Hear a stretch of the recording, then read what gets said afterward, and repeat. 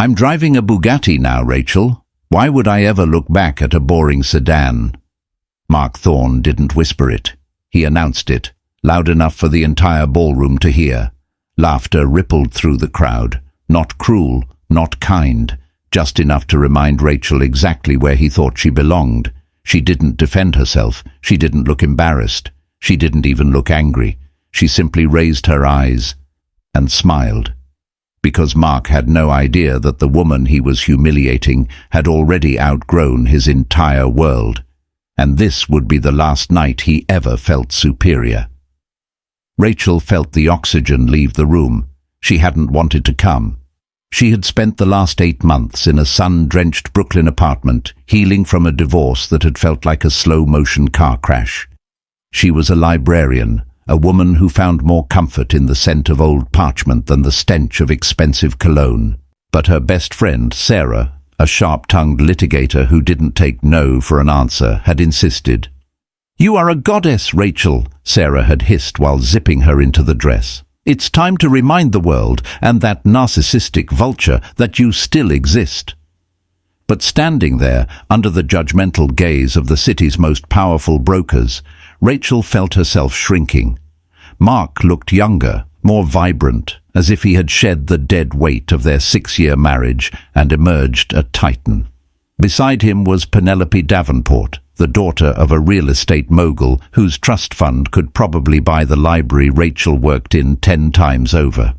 "Don't be cruel, Mark," Penelope purred, though her eyes were as hard as the 3-carat rock on her finger. She looked Rachel up and down, her gaze lingering on Rachel's vintage shoes.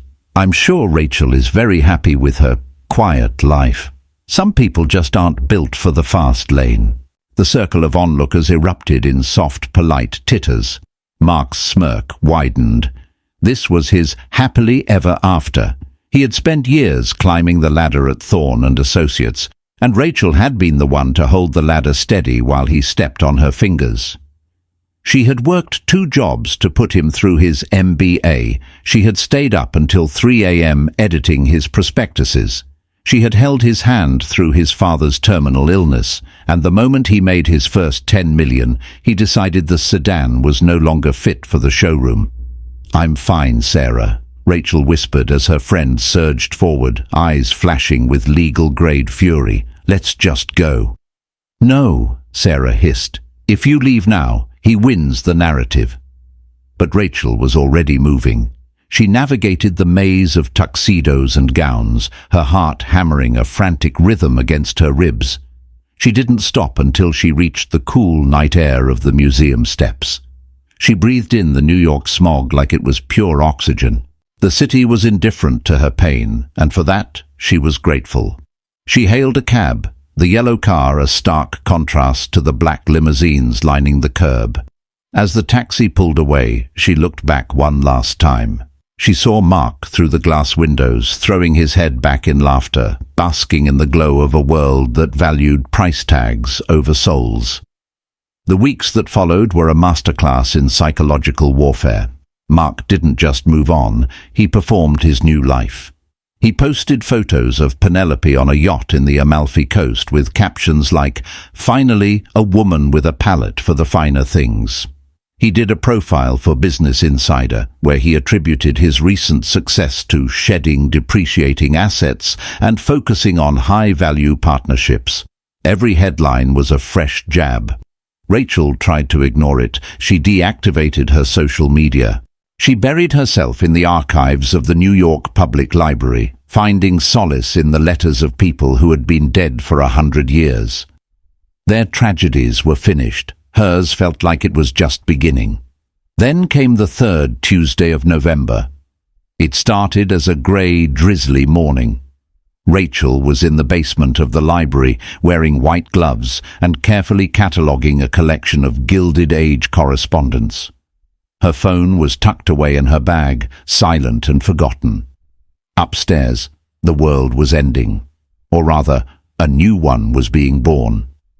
In a sterile, glass-walled conference room on the 81st floor of a midtown skyscraper, the legal firm of Sterling, Hart and Finch had summoned the press. It was an unprecedented move. Their client, Sebastian Sterling, was the white whale of the financial world. A reclusive tech billionaire who hadn't been seen in public for 20 years, Sterling was a myth made of silicon and secrecy. He had no children, no siblings, and a fortune estimated at $78 billion. At 11 a.m., the firm's senior partner, a woman with a voice like cold steel, stepped to the podium. "Effective immediately," the lawyer began. "The estate of Mr. Sebastian Sterling has been finalized. Mr. Sterling has named his sole heir, 100% of his personal fortune, his controlling shares in Innovate Prime, and all global assets will be bequeathed to a single individual." The room held its breath. Journalists scrambled to update their live feeds. The designated heir is Miss Rachel Ann Thorne, formerly Rachel Ann Thompson, of Brooklyn, New York. The name meant nothing to the reporters. They typed it into their search engines, but all they found was a ghost. No social media, no corporate board seats. Just a quiet librarian with a modest apartment and a rescue beagle named Barnaby. Back in the archives, Rachel felt a strange prickle at the back of her neck. The silence of the library felt heavier than usual. Suddenly, the heavy oak doors at the end of the hall swung open. Her supervisor, a man who usually moved with the grace of a sloth, was running. His face was the color of unbleached parchment. "Rachel," he wheezed, clutching a tablet. You need to see this."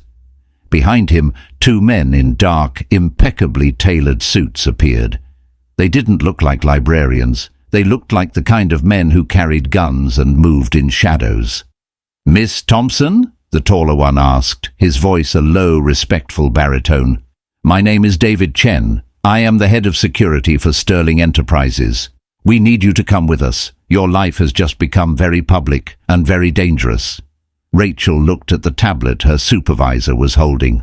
There was her face, a staff photo from 3 years ago, plastered next to the headline, "The $78 billion Cinderella."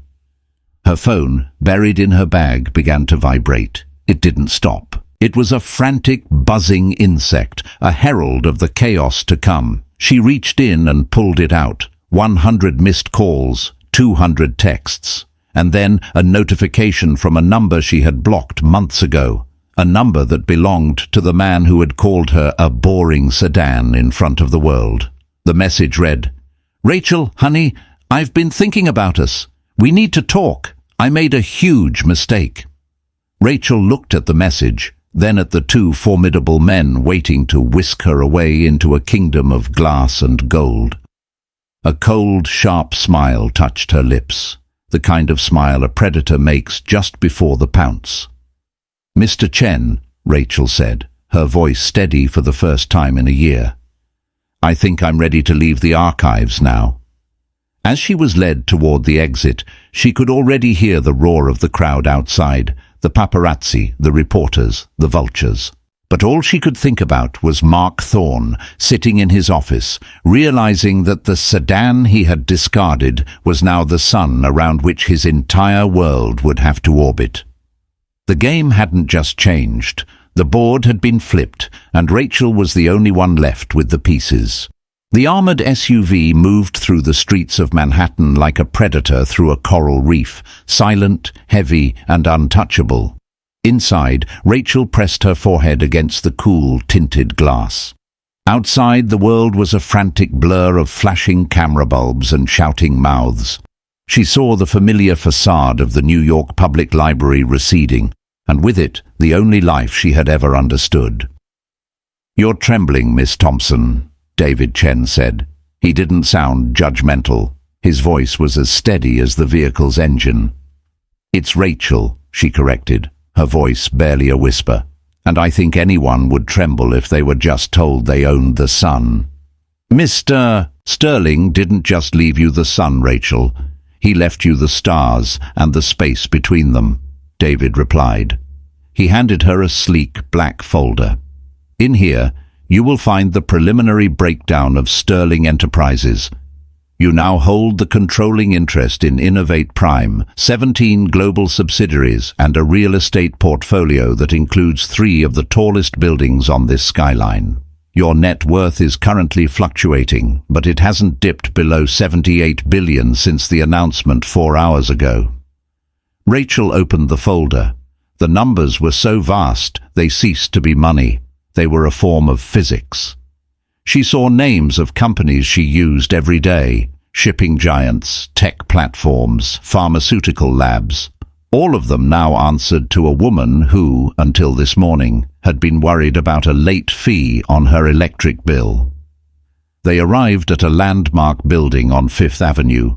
The penthouse didn't just occupy the top floor, it was the top 3 floors, a glass and steel crown overlooking Central Park. As the private elevator ascended, Rachel felt the pressure in her ears and in her chest increase. When the doors opened, she was met by a woman who looked as if she had been carved from a block of ice.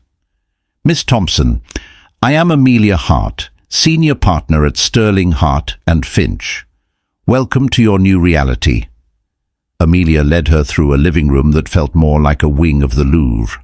The floors were rare white marble, and the walls were adorned with original Rothkos and Monets.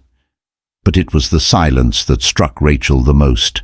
It was an expensive, absolute silence that only the truly powerful could afford.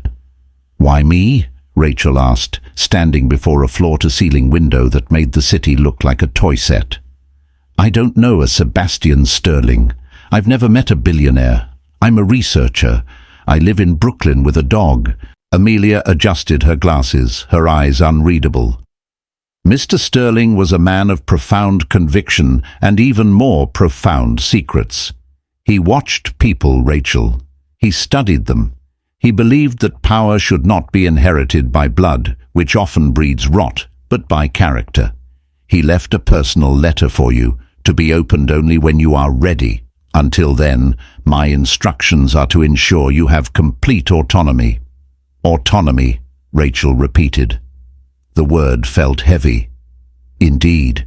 You have a staff of 40 at your disposal. You have a legal team that can move mountains. And," Amelia paused, her gaze flicking to the tablet in her hand, "you have a problem that needs addressing immediately." She turned the tablet around. It was a live feed of a press scrum outside Thorne and Associates. Mark stood on the steps, looking ruffled but strangely energized. He was speaking into a cluster of microphones. "Rachel and I have a long, complicated history," Mark was saying, his voice modulated into a tone of concerned protector. "We had our differences, as all couples do, but my primary concern right now is her well-being. This kind of sudden wealth can be overwhelming for someone of her temperament. I'm hoping to reach out and offer the guidance and support she'll undoubtedly need during this transition. We were a team for 6 years, and that doesn't just disappear." Rachel felt a surge of cold nausea. "He's trying to claim me," she hissed. "He's trying to tell the world he's the architect of my stability." "He is attempting to pivot," Amelia said dryly. He realized he insulted the most powerful woman in the country on a public stage, and now he is trying to rewrite the narrative before his investors realize he's an idiot. His firm's stock is already being affected by the association. "What do I do?" Rachel asked. "You do nothing," Amelia replied. "Silence is the most expensive thing you own right now. Let him dig his own grave." Across town, in the sleek, minimalist boardroom of Thorne and Associates, the atmosphere was less like a grave and more like a pressure cooker. Mark slammed his phone onto the mahogany table. "Why isn't she picking up? I know she saw the message." Penelope stood by the window, her arms crossed tightly over her chest. The happily ever after glow had vanished, replaced by a sharp, jagged anxiety. "Maybe because you called her a sedan in front of the entire Met Gala, Mark, or maybe because you've spent the last 6 months treating her like a discarded candy wrapper." "I was playing a role, Penelope. High society expects a certain image," Mark snapped. He paced the room, his mind racing. 78 billion. The number haunted him. It was more money than his firm had handled in its entire history. If he could just get back in the room with her, if he could just remind her of the nights she had spent supporting him, he could find a way to access that capital. She's soft. Rachel is soft. She doesn't know how to handle sharks like Amelia Hart. She'll be terrified. She'll want someone familiar. You aren't familiar anymore, Mark. You're the man who replaced her, Penelope reminded him, her voice dripping with venom. And don't think I don't see what you're doing. You're already looking for the exit door on our engagement. Don't be hysterical, Mark lied, his eyes darting away. But Penelope was right. In Mark's mind, Penelope Davenport, the prize acquisition, had suddenly depreciated. She was old money, yes, but Rachel was new money on a scale that made the Davenports look like middle-class strivers. Mark wasn't thinking about love, he was thinking about the ultimate acquisition. He sat down and began to type a second message. This one was different. It wasn't honey and mistakes. It was a calculated legal gambit. Rachel, Sarah tells me you're being held at the Sterling penthouse. I'm concerned about the legal pressure they're putting on you to sign over control. I've consulted with a specialist in estate coercion. Don't sign anything until we talk. I still have the keys to the Brooklyn place if you need a safe harbor. Please, don't let these people use you. He hit send, a predatory glint in his eyes. He wasn't just trying to win her back. He was trying to gaslight her into thinking her benefactors were her kidnappers. Back at the penthouse, Rachel sat at a long, lacquered dining table. A chef she hadn't met had prepared a meal she couldn't name. She looked at her phone as Mark's second message arrived. She felt the old Rachel, the librarian who avoided conflict, the woman who apologized for existing, start to rise up in panic. Is he right? She wondered. Are these lawyers just using me? She looked at David Chen, who stood like a statue near the door. David, is this a prison? David walked over, his expression softening just a fraction. Rachel, you could fire me right now. You could tell Amelia to leave. You could walk out that door and go back to Brooklyn. You are the only person in this room with the power to end the conversation. Mark Thorne is trying to make you feel small because that is the only way he can feel big. Rachel looked at the message again. The keys to the Brooklyn place. He had kept them. He had let her believe he had handed them over months ago. It was a small lie, but it was the one that broke the spell. He hadn't changed. He was just hunting bigger prey. Amelia, Rachel called out, her voice echoing through the marble hall. The lawyer appeared instantly. Yes, Rachel. Mark Thorne thinks I'm a sedan, Rachel said, her eyes narrowing as she looked at the city lights. And he thinks I'm a sedan that's about to be stripped for parts by my own team. I want to show him exactly what kind of engine I'm running. What do you have in mind? Amelia asked, a ghost of a smile appearing on her thin lips. He's hosting the Thorne and Associates annual Investors Gala tomorrow night, isn't he? The one where he was going to announce his expansion into the tech sector. He is. It's the cornerstone of his firm's future. Good, Rachel said, standing up. The emerald dress from the Met Gala was still in her garment bag, but she didn't want it. I want to buy the building, the one his office is in, and I want to buy every single debt his firm currently holds. I want to be his landlord, his creditor, and his worst nightmare, all before the first hors d'oeuvre is served. Amelia's smile finally broke through. That is an aggressive opening move, Rachel. It will cost hundreds of millions in liquid capital to move that fast. Rachel looked at the folder. I have 78 billion. I think I can afford to make a mistake. But as Rachel turned back to the window, her phone buzzed one more time. It wasn't Mark. It was an unknown number. Rachel, it's Penelope. We need to meet. There's something Mark is planning that even his lawyers don't know about. He's not just trying to win you back. He's trying to destroy you. Rachel stared at the screen. The supercar was reaching out to the sedan. The New York Public Library was closed to the public, but for the woman who could now buy the building and every book within it, the doors remained unlocked. Rachel sat in the main reading room. the vast, vaulted space silent, save for the ghostly echoes of her own footsteps. This was her sanctuary, the one place where the $78 billion felt less like a crushing weight and more like a distant dream. She had chosen this location for her meeting with Penelope Davenport. It was a tactical choice. Mark viewed libraries as mausoleums for people who couldn't afford real estate. He would never think to look for them here. David Chen stood in the shadows of the corridor, a silent sentinel. Rachel checked her watch. 11:15 p.m. A side door creaked open. Penelope entered, but she wasn't the glittering silver statue from the Met Gala. She wore a simple trench coat, her hair pulled back in a hasty ponytail, her face devoid of the heavy makeup that usually served as her armor. She looked tired. She looked human. "You actually came," Penelope said, her voice echoing off the mahogany carols. "You said it was a warning," Rachel replied, staying seated. "In my experience, women like you don't reach out to women like me unless the world is on fire." Penelope walked toward her, her heels clicking rhythmically on the marble floor. She stopped a few feet away and pulled a thick manila envelope from her coat. She tossed it onto the table.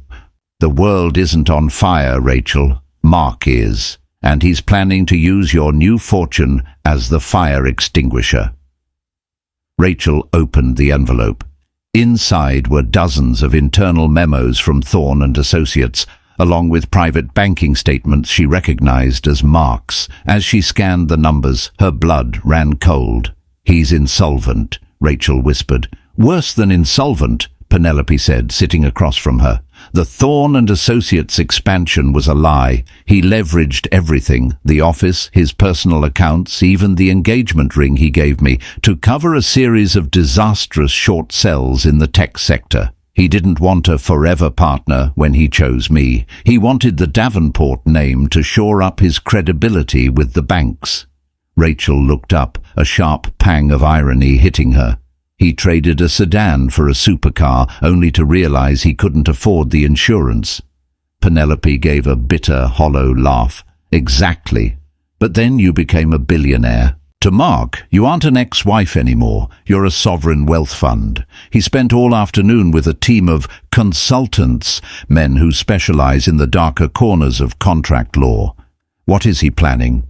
"He's going to file a claim for involuntary marital asset discovery," Penelope explained, her voice trembling slightly.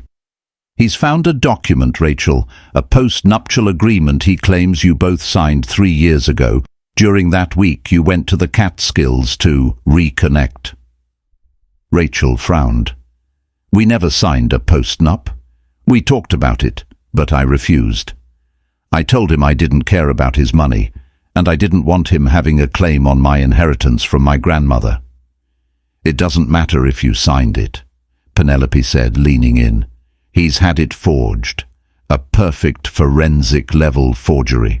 It stipulates that any unforeseen windfalls or inheritance assets acquired by either party within 5 years of a divorce are to be considered community property, provided the foundational character of the marriage was intact at the time of the agreement's drafting. He's going to claim that your $78 billion is half his." The audacity of it was breathtaking. Mark wasn't just trying to win her back, he was trying to legally hijack her life. "Why are you telling me this, Penelope? You're his fiancé. If he gets $39 billion, your life becomes very comfortable." Penelope stood up, her eyes flashing with a sudden, sharp clarity. "Because I watched him look at his phone when the news broke.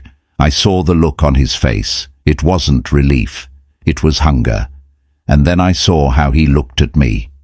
I became an obstacle.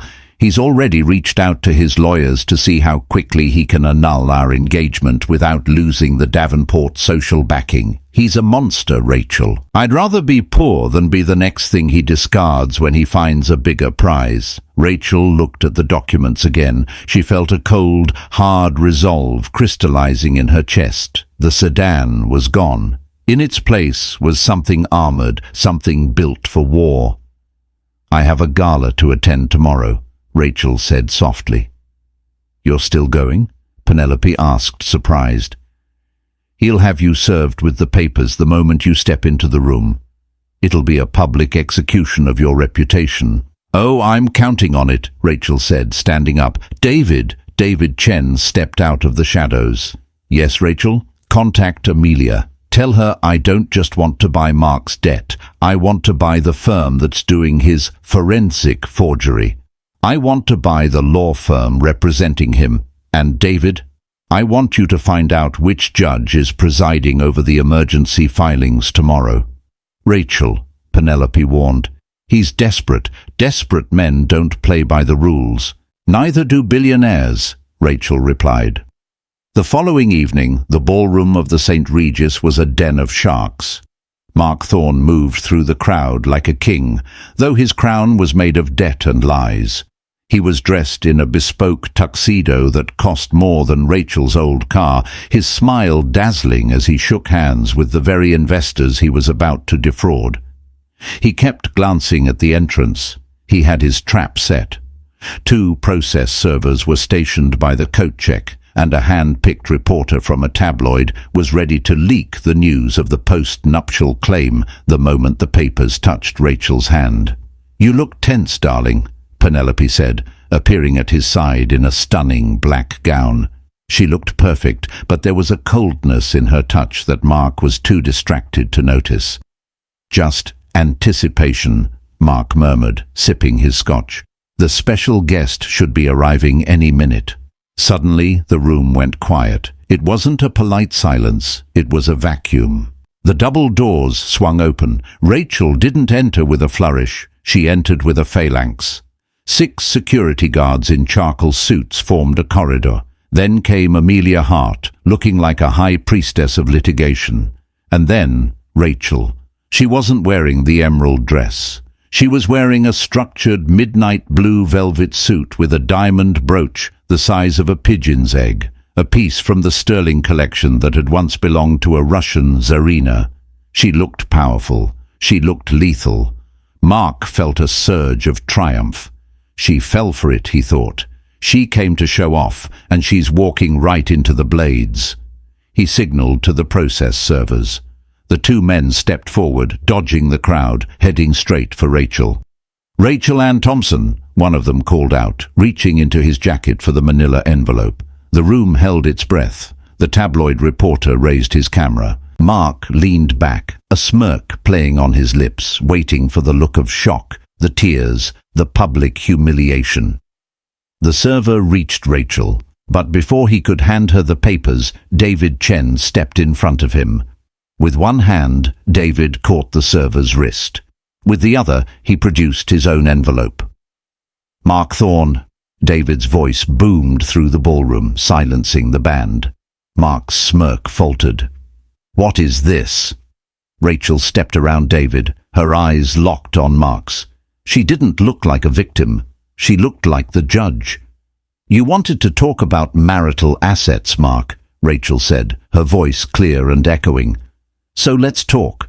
I've spent the last 12 hours doing some research. It's what librarians do best." Amelia Hart stepped forward, opening her own folder. "Mr. Thorne, you are being served with a notice of immediate foreclosure. As of 4 p.m. today, Sterling Enterprises has acquired the title to this building, the lease for your offices, and 92% of your firm's outstanding commercial paper." A collective gasp went up from the investors. Mark's face went white. "You can't do that. That's a hostile move." "It's not just a move, Mark. It's an eviction," Rachel said, taking a step closer. "But there's more. Amelia, we have also filed a countersuit for racketeering, forgery, and securities fraud," Amelia continued, her voice like a guillotine. "We have a sworn affidavit from a Mr. Elias Vance, the man you hired to forge the post-nuptial agreement. It seems he was quite happy to talk once we bought his firm and offered him immunity." Mark felt the floor tilt. He looked around the room. His investors were backing away from him as if he were radioactive. Penelope was standing 10 feet away, her arms crossed, a look of pure, cold satisfaction on her face. You set me up, Mark wheezed, his voice cracking. No, Mark, Rachel said, her voice dropping to a dangerous whisper. You set yourself up the moment you thought a sedan didn't have a rear-view mirror. I saw everything you were doing. I just waited for you to put it in writing. Rachel turned to the crowd, her gaze sweeping over the elite of New York. The gala is over. Mr. Thorne's firm is being shuttered as of tonight. Security will escort him from the building. As for the rest of you, I suggest you find a more reliable place to put your money. As the security guards moved in to grab Mark's arms, he lost it. You think you've won? You're just a lucky bitch with a dead man's money. You're nothing without that fortune. Rachel stopped at the door and looked back. She didn't look angry. She looked pitying. I was a librarian with a peaceful life, Mark. I was happy when I had nothing. You're the one who can't breathe without a price tag. Let's see how you handle the slow lane. As Rachel walked out into the crisp night air, she felt a hand on her arm. It was Penelope. What now? The heiress asked. Rachel looked at the city skyline, the lights of Innovate Prime glowing in the distance. Now, Rachel said, I find out who Sebastian Sterling really was, because I have a feeling the mistake wasn't our marriage, Penelope. The mistake was thinking this was only about money. But as they reached the SUV, David Chen stopped, his hand going to his earpiece. His face went grim. Rachel, we have a problem. The forged document wasn't the only thing Mark was hiding. The police just found something in the archives of Thorne and Associates. Something about your parents. Rachel froze, the world around her turning to ice. My parents died in a car accident 20 years ago. What does Mark have to do with that? It wasn't an accident, David said. The city of New York looked different when you knew its foundations were built on bones. The armored SUV moved through the rain-slicked streets toward the Sterling penthouse, but the silence inside was no longer the expensive, tranquil quiet of a victor. It was the heavy, suffocating silence of a woman whose entire reality was being rewritten in real time. Rachel sat in the back, her fingers tracing the edge of the Tsarina's brooch. The cold metal felt like a hot coal against her skin.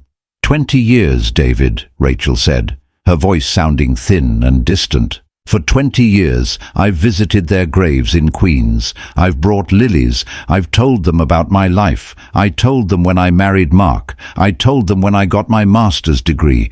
All this time, I thought it was a blown tire on a wet highway, a tragic random act of physics. David Chen sat opposite her, his expression uncharacteristically grim. The physics were real, Rachel, but the cause wasn't. The archives we recovered from Thorne and Associates weren't just financial records. They included a legacy folder belonging to Mark's father, Arthur Thorne. It seems Arthur was a man who didn't believe in loose ends. And my parents were loose ends? Your father, Thomas Thompson, wasn't just an engineer, Amelia Hart interrupted, her voice softened for the first time. She sat beside Rachel, a digital tablet glowing in her lap. He was the silent architect of the Sterling engine, the foundational algorithm that makes Innovate Prime what it is today. Sebastian Sterling provided the vision and the capital, but your father provided the genius. Rachel closed her eyes. She remembered her father's hands, always stained with ink and grease, always smelling of peppermint and old books. She remembered the way he would tuck her in and tell her that the world was just a series of beautiful puzzles waiting to be solved. Arthur Thorne was the lead legal counsel for the project back then, Amelia continued. He realized the algorithm was worth billions. He tried to buy Thomas out, to squeeze him out of the patent. When Thomas refused, Arthur didn't just want the tech. He wanted Thomas gone so the ownership would revert to the corporate entity he controlled. So he killed them, Rachel whispered. The police report at the time was handled by a firm that Arthur Thorne had on retainer, David said. The faulty brake line was never properly investigated, but Arthur kept the files. Narcissists often do. They keep records of their crimes like trophies. Mark inherited those files when his father died 3 years ago. The car pulled into the private garage of the Sterling building. The elevator ride up felt like an ascent into a different kind of purgatory. When they reached the penthouse, Rachel didn't look at the Monets or the breathtaking view. She walked straight to the center of the room. "Mark knew," she said, turning to Amelia. "He didn't just marry me because I was a reliable sedan. He married me because he was keeping his enemy close. He wanted to make sure the daughter of the man his father murdered never went looking for the truth." "It appears so," Amelia said, "and more importantly, he wanted to ensure that if Sebastian Sterling ever tried to make amends, which Sterling had been trying to do for years, Mark would be in a position to intercept the assets." "Where is it?" Rachel asked, her eyes burning with a new, cold fire. "The letter. You said Sebastian Sterling left a letter for when I was ready." "I'm not ready, Amelia. I'm beyond ready. I'm hollowed out. Open it." Amelia didn't argue. She walked to a hidden wall safe behind a tapestry and keyed in a complex sequence. She pulled out an envelope made of heavy, cream-colored parchment. It was sealed with black wax, embossed with the Sterling crest, a lone star over a mountain. Rachel took it. Her hands didn't shake this time. She tore it open. "Dearest Rachel, if you are reading this, the world knows your name and you finally know the weight of it. I have spent 20 years living in a cage of my own making. I was a coward, Rachel. When Thomas died, I knew it wasn't an accident. I knew what Arthur Thorne had done. But I was young and I was greedy for the empire we had built. I let them buy my silence with the success of Innovate Prime. I have watched you from the shadows. I watched you grow into a woman of quiet dignity, a woman who sought truth in books because the truth of her own life had been stolen. Every billion I made felt like a stone in my pocket. I knew I couldn't give you back your parents, but I could give you the world they were murdered for. But there is one thing you must understand. The Thorne family didn't act alone. There is a shadow board, a group of investors who still hold the kill switch to Innovate Prime. They killed your father, they silenced me, and they will come for you. Mark Thorne is a pawn, a desperate boy trying to play a man's game. The real predators are still in the tall grass. Use the fortune, Rachel. Use the staff. But most of all, use your father's mind. There is a hidden room in the archives, the real archives. The key is the brooch. Turn the star. Rachel looked down at the diamond brooch. She touched the central star. She felt a faint click. The back of the brooch slid away, revealing a tiny, intricate key made of a material that looked like obsidian. "David," Rachel said, her voice echoing with a chilling authority. "We're going back to the library, not the public one. The one in the Sterling basement." Meanwhile, in a dimly lit holding cell at the 17th precinct, Mark Thorne was a broken man. His tuxedo was torn, his hair was a matted mess, and the smell of expensive scotch had been replaced by the stench of stale sweat and fear. The door opened. It wasn't a lawyer. A man in a charcoal grey suit, his face as forgettable as a shadow, stepped inside. He sat across from Mark and placed a single sheet of paper on the table. "You failed, Mark," the man said. His voice was a flat, terrifying monotone. "I can fix it," Mark wheezed, lunging forward. "I have the forgery. I can still claim the assets. Rachel is soft. She'll fold if I threaten her parents' reputation." "Rachel is no longer the problem," the man interrupted. "She has the Sterling key. She is heading for the vault. If she opens it, she won't just destroy you. She'll destroy us." Mark's eyes widened. "The vault? I thought that was a myth. My father said Sterling destroyed the evidence." "Your father was a fool, and his son is a bigger one," the man said, standing up. He leaned over the table, his breath smelling of nothing at all. "We are going to post your bail, Mark. Not because we want you free, but because we need a distraction. You are going to go to the Sterling building. You are going to use the emergency codes your father left you. You are going to stop her. And if I can't? The man smiled, and it was the most horrific thing Mark had ever seen. Then you will be the final depreciating asset we shed. The real archive was located 4 stories beneath the penthouse, accessible only by a freight elevator that required a retinal scan and the obsidian key. When the doors opened, Rachel gasped. It wasn't a room full of books. It was a cathedral of technology and history. Rows of servers hummed with a low blue light, and in the center stood a physical model of the city. Not New York as it was, but New York as a grid of data. "This is it," David whispered, his hand on his holster. "This is the Sterling brain. It's the original server Thomas Thompson built." Rachel walked to the central console. She saw a slot for the obsidian key. She took a deep breath, thinking of the peppermint-scented man who had died so she could stand here. She inserted the key and turned it. The room exploded into light. Holographic screens flickered into existence, surrounding her. Documents, video files, and wiretap transcripts flowed through the air like a river of ghosts. "My God," Amelia said, standing behind her. "It's not just about your parents. It's a map of every corrupt transaction in the city for the last 30 years. The shadow board. It's the governors, the judges, the heads of the banks." Rachel's eyes locked onto one file. It was a video. She tapped it. The screen showed a grainy security feed from a dark office 20 years ago. She saw Arthur Thorne. He was talking to a younger man, someone she didn't recognize at first. Then she saw the jawline. Mark's father. And the mayor, Rachel breathed. Arthur Thorne was handing over a briefcase. "Thomas is taken care of," Arthur's voice crackled through the speakers. "The crash will happen at the 44-mile marker. Sterling is on board. The tech is ours." Rachel felt a tear escape her eye and track down her cheek. It wasn't a tear of sadness. It was a tear of pure, crystalline rage. "Save it," Rachel commanded the system. "Upload it to every major news outlet. Now." "Rachel, wait!" David shouted, spinning around. The elevator doors at the end of the hall hissed open. Mark Thorne stepped out.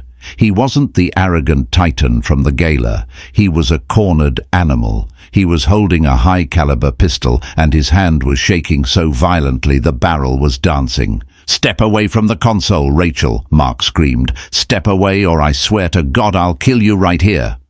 Rachel didn't move. She didn't even flinch. She looked at the man she had loved for 6 years, the man who had slept beside her while knowing his father had murdered hers. "You're too late, Mark," Rachel said, her voice cold and steady. "I already hit send. The world is watching your father confess to murder. The world is watching the shadow board fall." "I don't care," Mark shrieked. "If I'm going down, I'm taking you with me. You were always just a placeholder. You were just a ghost I kept in a cage." He leveled the gun at her heart. David Chen moved, drawing his own weapon, but the distance was too great. "Goodbye, Rachel," Mark spat. Click. The gun didn't fire. Mark pulled the trigger again. Click, click. He looked at the weapon in confusion. A voice boomed over the speakers, not Sebastian Sterling's, but a computerized version of her father's voice. "Security Protocol 7. All unauthorized weapons within the archive are neutralized by electromagnetic pulse. Goodbye, Arthur." The system still thought Mark was his father. Mark dropped the gun and fell to his knees, sobbing. Rachel walked toward him, her heels clicking on the metal floor. She stood over him, looking down at the broken remains of the man who had tried to destroy her. "The sedan is still running, Mark," Rachel said. "But your happily ever after just hit a dead end." But as the sirens began to wail in the distance, David Chen's phone buzzed. He looked at the screen, and his face turned ashen. "Rachel, the upload. It was intercepted." Rachel spun around. "What? By who?" "Not by the shadow board," David said. "By someone else. Someone who was waiting for the vault to open." A new message appeared on the holographic screen. It was a single line of text in a font Rachel recognized from the old Gilded Age letters. "Thank you for the key, Rachel. Now the real work begins. SS." Rachel stared at the screen. Sebastian Sterling. He isn't dead. The holographic words burned into the air of the vault, casting a pale, ghostly light over Rachel's face. "Thank you for the key, Rachel. Now the real work begins. SS." The silence that followed was deafening. Rachel felt the floor, the literal foundation of the Sterling Empire, shift beneath her feet once again. She looked at David Chen, whose weapon was still drawn, though its purpose had vanished. His eyes were fixed on the screen, his jaw set so tight a vein throbbed in his temple. "David," Rachel said, her voice a low, dangerous vibration.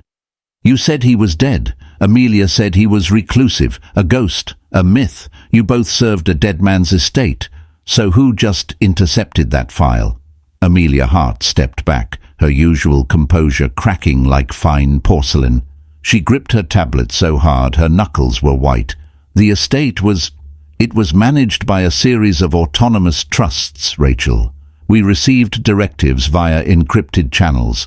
We assumed they were pre-programmed, a dead man's switch designed to guide you.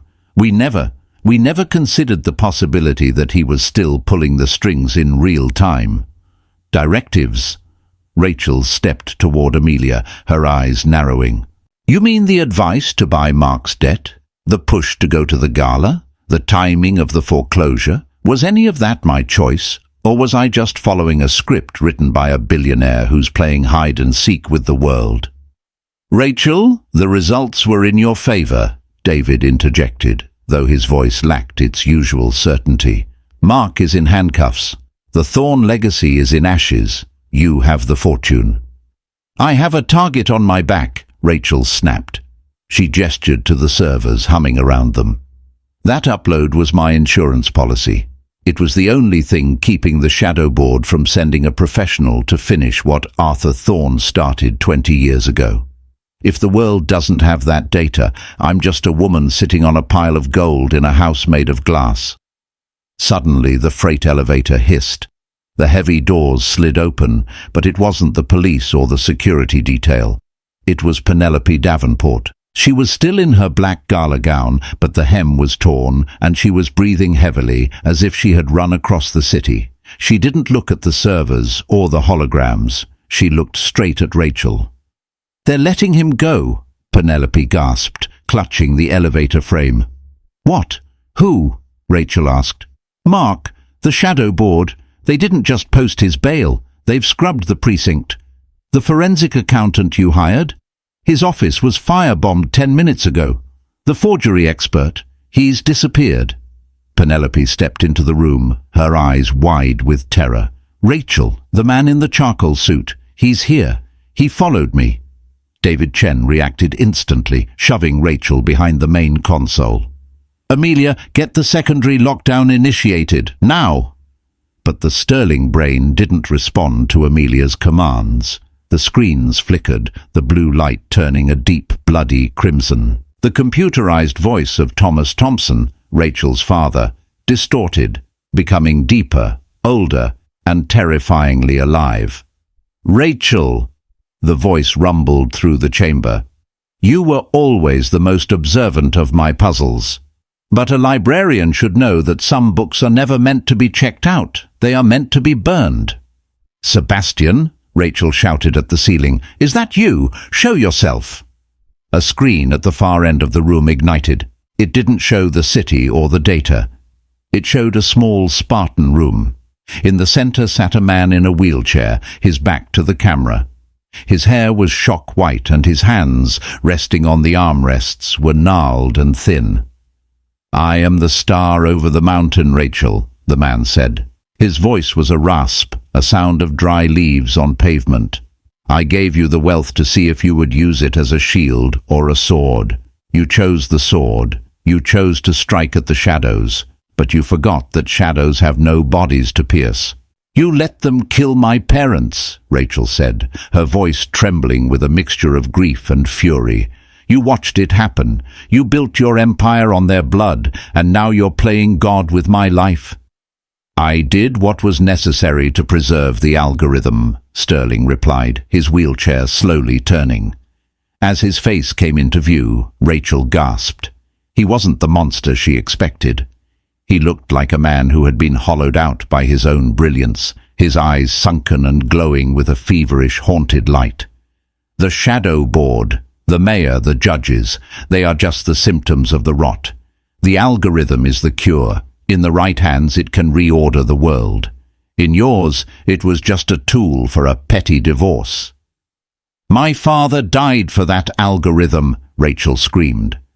"And now you will live for it," Sterling said. "Mark Thorne is coming for the Obsidian Key. He thinks he's earning his way back into the board's good graces. He doesn't realize he's just the distraction I need to move the servers." "Move them? Where?" Rachel asked. "Into the light," Sterling whispered. Outside the vault, the sound of heavy boots echoed through the hallway. David Chen positioned himself by the door, his eyes scanning the security monitors. "We've got a breach. 12 men, tactical gear. Mark is with them. They're using the Sterling emergency bypass codes." "Amelia, the safe room," Rachel commanded. "The safe room is compromised," Amelia said, staring at her tablet in horror. "Sterling has locked us in. He's venting the fire suppression gas. He's going to suffocate us and the board's men together. He's cleaning the slate." Rachel looked at the obsidian key still sticking out of the console. Sebastian Sterling wasn't her benefactor. He was the ultimate shadow, a man so obsessed with his creation that he would sacrifice the daughter of his best friend to keep it from the wrong hands. "David, the ventilation shaft," Rachel pointed to a small industrial grate near the server racks. "It leads to the library's old pneumatic system." "It's too small for me," David said, checking his magazine. "But you and Penelope can make it. Amelia, go with them." "No," Rachel said, her voice cold and crystalline. She reached for the obsidian key and twisted it, not to the right but to the left, a move she remembered her father doing with his old desk locks. The console groaned. A secret compartment popped open. Inside was a physical hard drive, old-fashioned and heavy, wrapped in a peppermint-scented handkerchief. "My father's fail-safe," Rachel whispered. "He told me once that the most powerful thing in the world isn't a cloud server. It's a piece of truth you can hold in your hand." She grabbed the drive and shoved it into her suit jacket. "David, get down." The vault door exploded. The shockwave threw Rachel against the servers. Smoke filled the room, acrid and thick. Through the haze, she saw the men in tactical gear swarming in, and there, stepping through the wreckage like a vulture over a fresh kill, was Mark Thorne. He was wearing a tactical vest over his torn tuxedo, a jagged scar across his cheek from the earlier gala chaos. He held a submachine gun, his eyes wild and bloodshot. "The key, Rachel!" Mark roared, his voice cracking with madness. "Give me the key and the drive, and maybe I'll let the board decide your fate." Rachel stood up, leaning against the server rack for support. She looked at Penelope, who was huddled behind a marble pillar, and at David, who was pinned down by suppressive fire. "You want the key, Mark?" Rachel asked. She held up the obsidian key, the diamond brooch glinting in the red emergency light. "Come and get it." She didn't hand it to him, she threw it. Not toward him, but deep into the maze of humming servers. "Go find it, Mark," Rachel shouted. "It's the only thing that can stop the gas." As Mark lunged into the server racks, screaming at his men to find the obsidian sliver, Rachel grabbed Penelope's hand. "Now! The vent!" They scrambled into the narrow shaft, just as the first hiss of the suppression gas filled the room. Rachel looked back one last time. She saw Mark on his knees, frantically clawing at the floor for a piece of obsidian, while the red light turned his face into a mask of pure, desperate greed. The sedan was in the vents, crawling through the dark, but she had the brain in her pocket. As they emerged into the rainy New York night through a sidewalk grate blocks away, Penelope collapsed onto the pavement, sobbing. Rachel stood up, her blue velvet suit ruined, her hair a tangled mess, but her eyes were like cold stars. Her phone buzzed in her pocket, a new message, not from Mark, not from Sterling. The sedan has left the garage. The hunt is now international. Meet me at the 44-mile marker. Sarah. Rachel looked at the hard drive in her hand. Sarah, her best friend, the lawyer who had pushed her to go to the gala. Sarah, Rachel whispered, the realization hitting her like a physical blow. She's the one who found the files. She's the one who knew about the board. The happily ever after wasn't a destination. It was a war. And Rachel Thorne had just become the general. Rachel's journey from a humiliated librarian to a global sovereign of truth serves as a powerful reminder that the greatest revenge isn't becoming like your enemies. It's outlasting them with your integrity intact. Mark Thorne sought a happily ever after, built on the shifting sands of status and greed, only to find himself buried by the very lies he cultivated. Rachel, however, built her future on the solid foundation of purpose and resilience. Her story proves that karma doesn't always arrive with a whisper. Sometimes it arrives with the deafening roar of a truth that can no longer be hidden. If this story of karmic justice, ultimate empowerment, and the triumph of character resonated with you, please hit that like button and share it with someone who needs a reminder of their own worth. Don't forget to subscribe to the channel and turn on notifications so you never miss another unforgettable drama of real-life justice. Your support helps us bring more stories of purpose and integrity to light. Thank you for listening, and remember, your value is immeasurable, no matter what the world tries to tell you.